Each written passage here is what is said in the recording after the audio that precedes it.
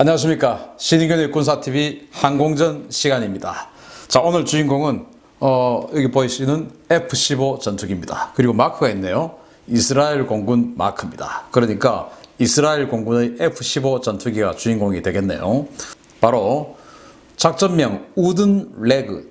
2000km 밖에 있어도 적은 그냥 두지 않는다 라고 하는 의지를 보여줬죠. 그리고 그 능력을 보여줬습니다. 안되면 되게 하는 이스라엘의 강력 응징 메시지입니다. 1985년 10월 1일 있었던 우든 레그 작전인데요. 이스라엘이 F-15 전투기들을 동원해서 튀니지의 수도 튀니스 옆에 있는 곳에 피에로, 팔레스타인 무장단체였죠. 피에로의 본부를 폭격하는 그 작전입니다. 자, 피에로가 이제 지금이야 아주 정상적인 세력으로 인정을 받고 있지만 정말 수십 년 전에 테러 많이 했죠. 자, 그래서 팔레스타인 무장 세력의 납치, 암살, 자살 폭탄 테러 등 각종 테러 사건으로 골머리를 앓던 이스라엘 정부는 팔레스타인의 최정예 군사 조직인 17군, 즉 포스 17의 지휘관을 체포합니다. 이에 키프로스 섬 인근에서 팔레스타인 괴한 3명이 요트 한 척을 납치했고 탑승하고 있던 3명의 이스라엘인을 살해한 뒤에 모사드의 정보 요원을 피에로가 사살했다고 주장합니다. 시몬 페레스 총리와 이스하크 라빈 국방장관을 중심으로 한 당시 이스라엘 내각은 지속적인 팔레스타인 측의 테러 활동을 더 이상 묵과할 수 없다고 판단했고 피에로 측에 강력한 응징 보복과 정치적 메시지를 보여주기로 결정합니다. 자, 요트에 3명이 타고 있었는데 이 중에서는 하반신 불수가 된 장애인도 있었어요. 이런 사람들을 납치를 해가지고 살해를 하고 바다에 버려버렸습니다. 그걸 이제 보여주기도 했는데 그걸 자기네들은 모사드 요원들을 자기네들이 잡아서 제거했다라고 이제 선전을 한 겁니다. 그런데 사실은 그런 장애인 분이 모사드였을 가능성은 상당히 희박하겠죠. 그래서 이 요트를 타고 있던 이런 무고한 시민을 테러하는 이 행위를 도저히 이제는 볼 수 없다. 그런데 그렇게 결정을 했는데 당시 이 피에로의 본거지가 너무 멀리 있었던 문제가 있었습니다. 그래도 하자. 그래도 용서할 수 없다라는 결심을 한 겁니다. 타겟은 이제 피에로의 헤드쿼터, 본부인데요. 어디에 있냐면은 하만초트라고 하는 곳에 있어요. 이게 튀니스에 있습니다. 튀니지. 그래서 거리가 무려 이스라엘에서 2060km, 직선거리로 2060km니까 얼마나 멉니까? 여기에 있는 곳을 때리자라고 결심을 한 겁니다. 자, 그런데 원래 피에로 본부는 이 레바논의 베이루트에 있었어요. 그러니까 바로 이스라엘 북쪽 인근에 있었는데 이때가 1985년 아닙니까? 그런데 1982년도에 우리가 잘 알고 있는 갈릴리 평화작전, 그러니까 베카 계곡 전투를 했던 그 갈릴리 평화작전이죠. 갈릴리 평화작전은 이스라엘의 지상군이 레바논을 점령하고 레바논의 베이루트를 점령하고 거기에는 이제 이 팔레스타인 무장 세력들을 축출하고 이제 레바논의 온건 정부를 도와주는 그런 작전 아니겠습니까? 그런데 지상군이 들어가려고 하니까 옆에 있던 시리아에서 그걸 이제 못 가도록 막으면서 대규모 이제 어떤 지대공 미사일들이 배치가 되고 이러니까 그 베카 계곡 일원에 있는 이 시리아의 지대공 미사일들을 전부 제거하고 하는 이 작전들, 그러면서 공중전이 벌어지는 이게 이제 베카 계곡 전투죠. 제가 이제 항공전을 통해서 알려드렸고, 그렇게 갈릴리 평화작전을 해서 베이루트를 점령을 해버리니까 그 베이루트에 있던 피에로 본부가 피신을 한 겁니다. 그런데 이제 어디에 피신할까? 그래서 가까운 이집트나 시리아나 이라크나 이런 데 가려고 해도 가만히 생각해 보니까 이 85년 이 인근에 이라크 그냥 가서 폭격해버렸죠. 오페라 작전. 시드라만 다 그냥 어디든지 가서 때려버리니까 안 되겠다. 저 이스라엘 전투기가 못 오는 아랍국으로 가자 해가지고 간 게 튀니지입니다.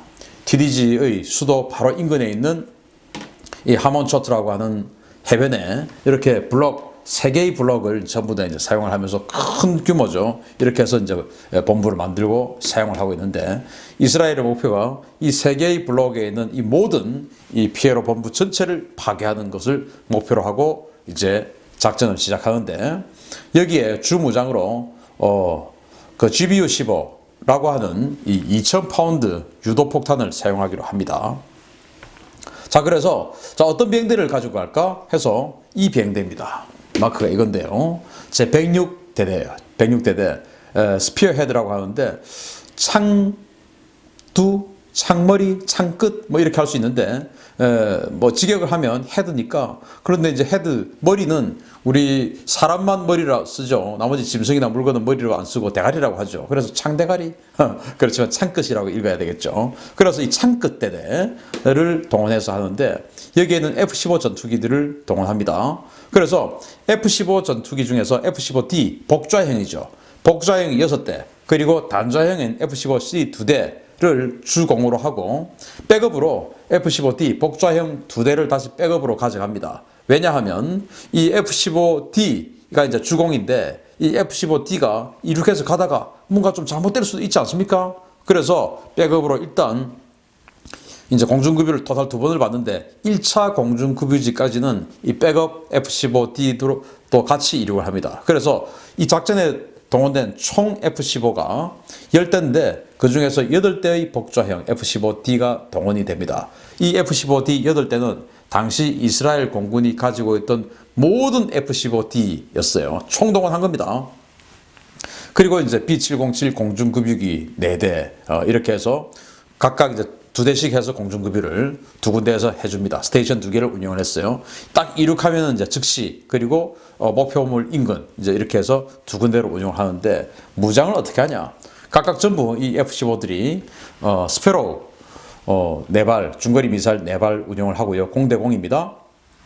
그리고는 공대지 무장으로 F-15D들 이 복좌형들은 GBU-15라고 하는 2000파운드 유도폭탄 2발을 장착을 합니다.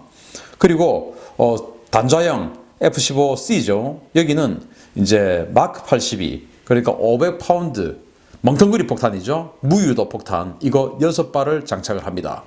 그렇게 하는데 상식적으로 복좌형은 당연히 이제 항속거리가 짧겠죠. 단좌형보다. 이렇게 멀리 가야 되는데 왜 복좌형을 다 데리고 가냐? 이게 바로 무장을 GBU-15를 해야 되기 때문에 그렇습니다. GBU-15 나중에 설명드리겠습니다. 그래서 침투 계획은 항속거리를 극대화하기 위해서 고고도로 순항을 합니다. 저고도로 가면 마찰이 세기 때문에 멀리 날아갈 수가 없죠. 그래서 완전히 고고도로 날아가는데 시리아 이렇게 했을 때 이제 시리아가 보겠죠. 그리고 이제 또 이집트가 보겠죠. 이런 북아프리카의 적성국 감시망을 회피하기 위해서 이렇게 했을 때는 로우 그리고 이제 적성국 감시망을 벗어나서는 다시 하이 고고도로 순항을 하고 목표물 근처로 가서는 다시 로우로 다이브해서 이제 폭격하러 들어가는 이런 비행 계획을 세웁니다. 자, 그런데 왜 복좌형이냐 이제 말씀을 드리겠습니다. 바로 GBU-15 때문인데요. 이 GBU-15가 이렇게 생겼는데 2000파운드 유도폭탄이에요. 그리고 이 앞이 뭉뚱하게 생겼는데 이 앞이 이제 유도 시커, TV 시커가 있어요. 사정거리는 45km입니다. 그러니까 당시 무장으로 굉장히 이제 멀리 날아가는 폭탄 아니겠습니까? 지금 뭐 우리로 치면은 사정거리가 짧은 팝아이 미사일이다라고 보시면 돼요. 왜냐? 이건 TV 시커로 이렇게 유도를 해야 되기 때문에 여기 중간에 이 리시버가 있어요. 데이터 링크 포드가 있습니다. 이 데이터 링크 포드를 가지고 이 TV 시커에서 오는 영상 정보를 가지고 후방석에 타고 있는 무장사가 그걸 보고 이제 조정을 해서 딱 명중을 시켜야 됩니다. 그래서 이 GBU-15를 하기 위해서는 반드시 후방석에 무장사가 조정을 해야 돼요.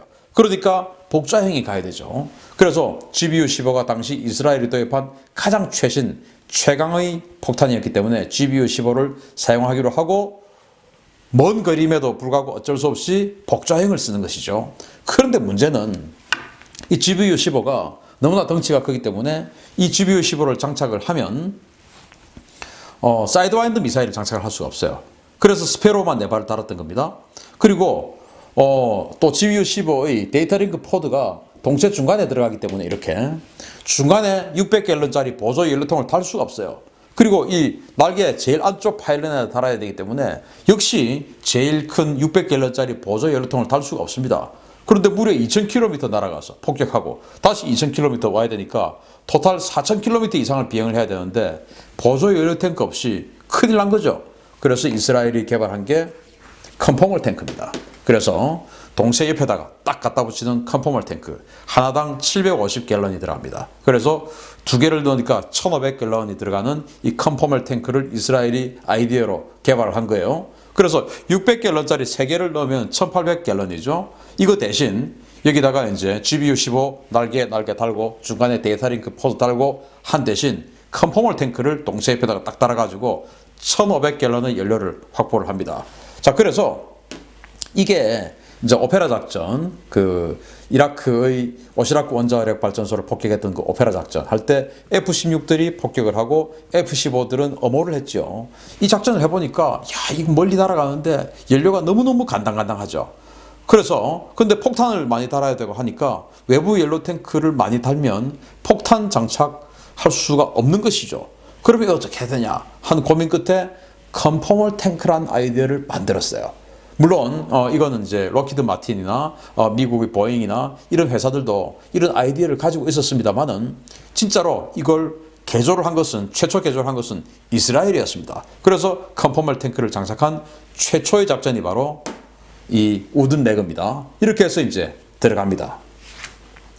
자, 공격팀이 이렇게 구성했어요. 세대, 2대. 그러니까 복좌형 GBU-15 2000파운드 폭탄을 달고 있는 복좌형이 세대씩 한 조로 해서 2개 편대, 그리고 뒤에 500파운드 6발을 장착하고 있는 이 그 단좌형 F-15가 2대 이렇게 해서 가는데, 아니 그러면 GBU-15로 다 하지 뭐하러 또 이렇게 500파운드 폭탄 위력도 별로 안 좋은데 이걸 가지고 갈까? 라고 이제 의문을 표할 수 있는데, 이스라엘은 오시라크 때렸던 오페라 작전이나 그 소프트 멜로디 작전이나 항상 이렇게 보면 이 A라는 무장이 작동이 안 됐을 때 B라는 무장으로라도 뭔가 그 전과를 올려야 된다. 그래서 이게 안 됐을 때 이거라도 돼야 돼. 이게 안 되면 이거라도 돼야 돼. 라고 하는 대안을 항상 마련해 놓고 작전을 하기 때문에 이 위력이 작고 하지만 반드시 성공할 수밖에 없는 이 500파운드 폭탄 6발도 가지고 가는 거예요. 그래서 이거는 확인 사살이 아니고 혹시 이 GBU-15들이 안 됐을 때 이제 사용하기 위해서 가는데 이렇게 해서 3개조로 꾸려서 가는 겁니다. 그래서 10월 1일, 85년 10월 1일 아침 7시에 텔로브 기지에서 이루겠습니다. 이 열대 F-15 편대는 시리아의 레이더를 피해서 저공으로 지중해로 진입했습니다. 텔아비브의 벤구리온 기지에서 이륙한 2대의 B-707이 이들과 접선해서 키프로스 남방에서 급유를 실시했습니다. 나머지 2대의 B-707은 목표 인근 지중해 상공까지 전개해서 편대군을 기다렸습니다. 그리고 이제 그 공격을 하러 들어가는데 아까 보시다시피 자, 이렇게 이스라엘은 여기다가 바로 목표물 앞에 몰타라고 난 섬이 있죠. 그 앞에다가 군함을 보내가지고 이제 헬기 착륙할 수 있는 군함을 보내가지고 헬기를 가지고 혹시나 이 비행기가 전투기가 추락하든지 격추되든지 해서 바다에 빠졌을 때 또는 적진에 들어갔을 때 그것을 구출할 수 있는 서치 앤 레스큐 구조팀까지 다 여기다가 배치를 해놓고 작전을 할 정도로 정말 치밀한 작전을 세우고 들어갑니다.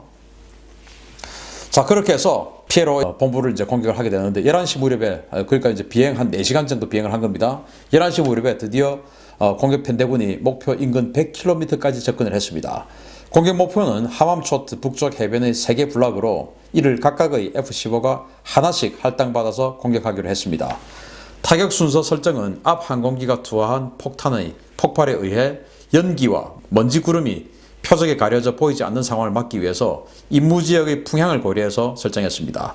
이에 따라 당시 북풍이 불고 있었고 그렇기 때문에 목표 지역의 기상조건을 적용해서 남쪽에 있는 목표물부터 공격해서 북쪽으로 들어가는 겁니다. 그래서 25,000피트 상공에서 때리기 시작하는데 그때 당시 이제 최초 미사일 그 GBU-15를 사격할 때의 거리는 25km 거리에서 사격을 하기 시작합니다. 그러니까 아까 보셨던 그 3개의 블록이 있는데 그 3개의 블록을 각각 한 대씩 만든 겁니다. 하나의 블록에 하나의 F-15가 담당을 하는 것이죠. 그리고 그 하나의 블록에다 그냥 2발을 이제 쏘게 되는데 이렇게 해서 먼저 조금 남쪽에다가 쏩니다. 왜냐? 북풍이 부니까 지금 전투기들은 북쪽에서 들어가고 있어요. 그런데 북풍이 불기 때문에 먼지 구름이 다시 밀어내죠. 그러니까 시야가 안 가립니다. 왜냐? GBU-15 같은 경우는 TV 스티커로 봐야 되는데 이게 먼지 구름이 가려져 버려 안 보이면은 유도를 할 수가 없죠. 그래서 북풍이 부는 것을 고려해서 멀리 있는 것을 먼저 때리고 그리고 가까이 있는 것을 때립니다. 이렇게 해서 이제 두 발을 쏘는데 한 개의 F-15가 하나의 블록씩을 맞죠. 그렇게 해서 때리고 그 다음 편대가 또 들어가서 또 한 개의 F-15가 또 하나의 블록씩을 맡아서 두 번을 때리는 겁니다. 확인 사살하는 것이죠. 그렇게 하고 이제 사실은 이 6대의 F-15들이 하나도 이상 없이 전부 표적 공격에 성공합니다. 그리고 이제 마지막으로 예비로 가져갔던 이 F-15 단좌형 C형이죠. 이게 500파운드 6발 가지고 와서 이걸 이제 각각 두 발씩 다 한 개 블락에 두 발씩 떨어뜨리는데 이건 북서쪽에서 남동쪽으로 들어가면서 이렇게 한 번에 그냥 떨어뜨려 버립니다. 한 번에 6발을 떨어뜨려도 각각 다른 쪽으로 떨어질 수 있게 세팅을 할 수가 있거든요. 그래서 목표물이 3개의 블럭이니까 이것을 북서쪽에서 들어가면서 남동쪽으로 이렇게 빠지면서 여기서 각각 두 발씩 떨어뜨리게끔 해서 들어가고 그 다음 비행기가 또 들어와서 또 두 발씩 해서 이제 각각의 이 블록에 4발씩의 500파운드 폭탄이 떨어지게끔 또 이렇게 설정을 합니다. 자, 이렇게 할 때 자, 맨 처음에 F-15D로 이루어진 1차, 2차 공격대 중에서 1번기를 제외한 5대는 공습지구에 바로 그냥 작전 지역을 이탈을 합니다. 그리고 1번기는 남아가지고 최종 공격팀 F-15C 편대로 합류를 해서 편대를 엄호함과 동시에 최종 공격팀의 공습 결과까지 지켜보면서 전투 피해 평가용 사진 자료를 촬영했습니다. 즉 BDA 한 거죠. 총 6분간 진행한 임무 결과 피해 본부가 완전히 파괴됐고 60명의 가량의 피해로 요원이 사망했고요. 특히 최정예 17군의 지휘관들까지 다수 사망해서 피해로 측에 큰 피해를 안겨주었습니다. 자, 그러니까 피해로의 17군, 바로 이 17군이라는 데가 포스 17, 이게 바로 이제 납치, 뭐 이러한 주로 간 특수작전 임무대예요, 피해로의. 그러니까 이스라엘 요트를 납치해서 3명을 테러한 바로 그 조직이죠. 거기에 최고 지휘관들까지 전부 이제 제거가 되는 이런 전과를 올린 거예요. 그러니까 이제 세대가 들어가서 GBU-15를 쏩니다. 그리고 그 다음 세대가 또 들어갑니다. 그리고 마지막에 이제 F-15 두 대가 들어가서 500파운드 폭탄 6발씩을 이제 떨어뜨리죠. 이거 할 때 제일 처음에 들어갔던 세대 중에서 1번 기는 남고 나머지 5대는 돌아갑니다. 그래서 공중급유 받고 이제 돌아가고요. 한 대가 남아서 마지막 이 F-15C형 두 대가 들어갈 때 같이 들어가면서 사진을 찍는 거예요.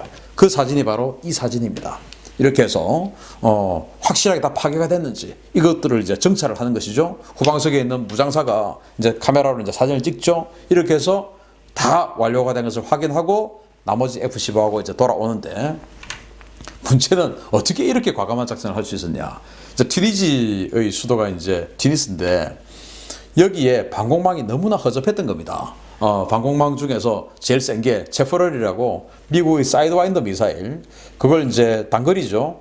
그 사이드와인더 미사일을 4발을 엮어서 지상에서 이제 발사하는 건데 기케야 사정거리가 한 5km 정도. 그런데 이 튀니스에서 여기까지 한 20km 정도 떨어져 있으니까 그 제퍼럴 미사일에 사정거리가 조차가 안 되는 거예요. 그러니까 완전히 무인지경으로 그냥 여기는 때릴 수 있는 그 정도로 허접한 이런 방어망이었기 때문에 이렇게 과감하게 그냥 뭐 따로 뭐 제공 침투해가지고 팝업하면서 이런 것도 없어요. 여기는 그냥 바로 들어가서 때려버려도 되는 그런 허접한 방어망이었기 때문에 이런 과감한 작전을 할 수가 있었던 겁니다.